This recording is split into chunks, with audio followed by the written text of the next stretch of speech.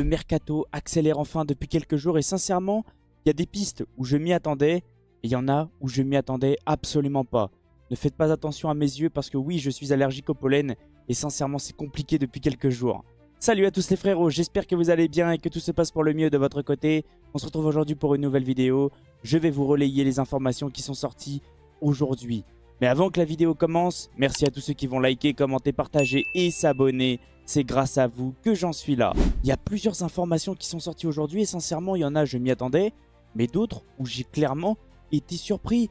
De mon côté, je pensais que Nico Williams allait finir au FC Barcelone.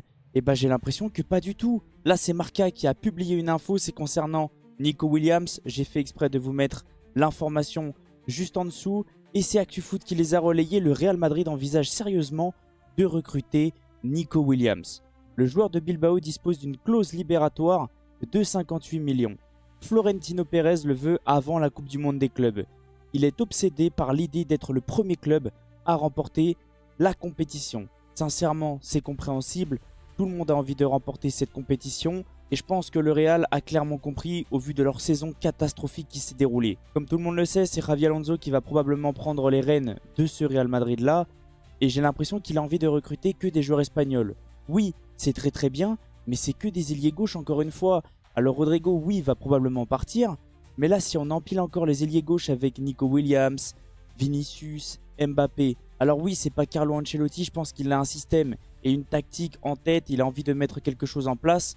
Comment il va jouer? Très bonne question. Mais oui, c'est une très belle piste. En plus, la clause libératoire à 58 millions, pour moi, c'est pas du tout cher. Et au niveau des autres informations, comme je vous l'ai dit, ça c'est l'information officielle concernant Nico Williams. Et là, sincèrement, j'ai été clairement surpris.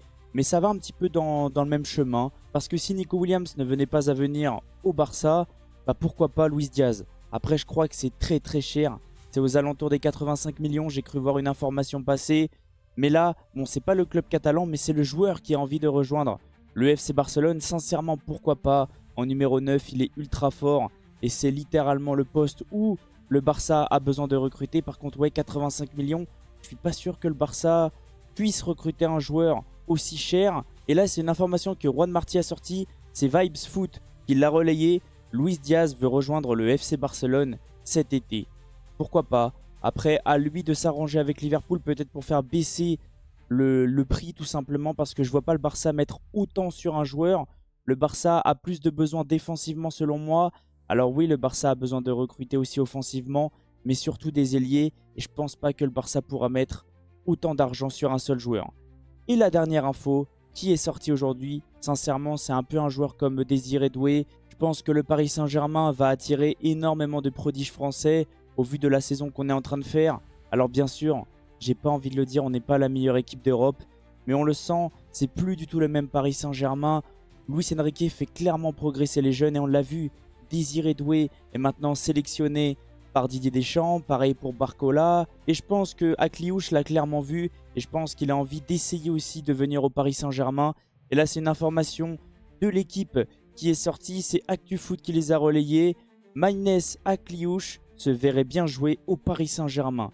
Le club de la Principauté demande 80 millions pour son joueur, tandis que le PSG espère n'en donner que 50. Peut-être que 80, ça fait beaucoup. Je trouve que c'est un petit peu exagéré. Moi, je dirais 60, 65 grand max. Parce que oui, c'est un prodige. Oui, c'est un très bon joueur. Mais je ne vois pas le Paris Saint-Germain prendre un risque à mettre autant sur un joueur qui n'a pas encore joué dans un grand club. Bien sûr, je respecte totalement Monaco, mais doucement. Faut pas non plus exagérer. Et nous, faut pas non plus qu'on se précipite. Le mercato va être très long et je pense qu'on a le temps encore de négocier. Et comme on peut le voir, il y a eu aussi Instant Foot qui les a relayés, mais aussi BeFootball. Magnès Akliouche répète depuis des semaines qu'il se verrait bien au Paris Saint-Germain, mais ça coince. Le vestiaire monégasque sait qu'il aimerait rejoindre Paris, mais les négociations n'avancent pas. Paris juge trop élevé les 80 millions réclamés par l'AS Monaco et ne veut pas dépasser 50 pour Akliouche. Alors moi je trouve que c'est compréhensible. 80 millions, c'est trop cher, par contre 50, c'est peut-être un petit peu radin. Après on a acheté Désiré Doué 50 millions si je dis pas de bêtises. C'est à peu près le même profil. Faut pas non plus trop exagérer. Oui, il est très bon. Oui, il est très prometteur, mais doucement. Je pense que Luis Enrique peut clairement par contre le faire progresser. pense qu'il a une énorme marge de progression et je pense aussi que Luis Enrique peut lui améliorer sa palette tout simplement.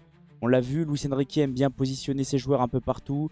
Il a envie que ses joueurs soient polyvalents et il a totalement raison. Bien sûr, la vidéo est loin d'être terminée et pour tous ceux qui me connaissent, vous savez comment je procède. Mais pour tous les nouveaux, je vais vous expliquer comment je vais procéder. À chaque fois que je vous présente une information, j'aime bien vous présenter les joueurs. Alors je pense que je vais rien vous apprendre, mais pour moi, c'est la moindre des choses. Et on va déjà se concentrer sur le premier joueur. Nico Williams est un joueur de l'Athletic Bilbao Athletic Club. Il mesure 1m81, numéro 10, il a 22 ans, oui, il est très jeune, très prometteur et il est plutôt complet offensivement. Je pense qu'il a une énorme marge de progression. Il est né le 12 juillet 2002. Petit préféré, il est droitier, il est espagnol, valeur marchande 74 millions, mais comme je vous l'ai montré juste avant, il a une clause libératoire à 58 millions. Au niveau des postes, au niveau des positions, je dirais qu'il est quand même polyvalent et je pense que c'est pour ça que le Real ou même Xabi Alonso ont envie de le recruter. Il est capable de jouer à gauche, mais aussi à droite. Et comme on peut le voir, il est plutôt intéressant et je pense qu'il peut clairement progresser sous Xabi Alonso. Et sincèrement, je pensais qu'il allait rejoindre le Barça, mais pourquoi pas le Real Madrid. Au niveau de Luis Diaz, c'est un joueur de Liverpool, il mesure 1m80, maillot numéro 7, il a 28 ans, il est né le 13 janvier 1997, ça va. Il a encore un petit peu de temps, et pourquoi pas pour le Barça, parce que ça peut être le joueur qui peut apporter un plus à ce FC Barcelone-là. Ferran Torres, oui, il est très bon, mais il va falloir quand même se séparer de Lewandowski qui se rapproche de la retraite. Il est colombien, valeur marchande 87 millions, petit préféré, il est droitier et comme on peut le voir au niveau des positions, c'est très intéressant. Il est polyvalent, donc il peut faire reposer des fois un joueur comme Rafinha, mais il peut aussi jouer en tant que numéro 9, en tant que faux numéro 9.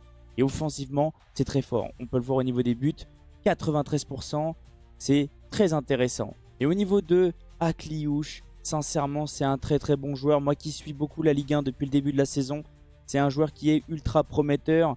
Il joue actuellement à Monaco, il mesure 1m75, il a 23 ans, il est né le 25 février 2002, très jeune, très prometteur et il a une énorme marge de progression.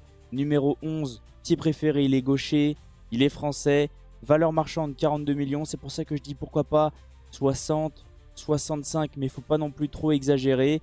Et au niveau des positions, on peut le voir, il est quand même ultra polyvalent et je pense que c'est le joueur parfait pour Luis Enrique. C'est un très bon joueur, il est plutôt complet offensivement et je pense qu'il peut apporter un plus à ce Paris Saint-Germain là. Oui, on a de très bons joueurs offensivement, mais pour moi il faut quand même encore un petit peu renforcer. Je pense que des joueurs comme Lee Kang-in vont devoir partir et pourquoi pas se renforcer avec un joueur comme Akliouche. C'est littéralement la politique du club actuellement, recruter jeunes et recruter prometteurs et surtout français.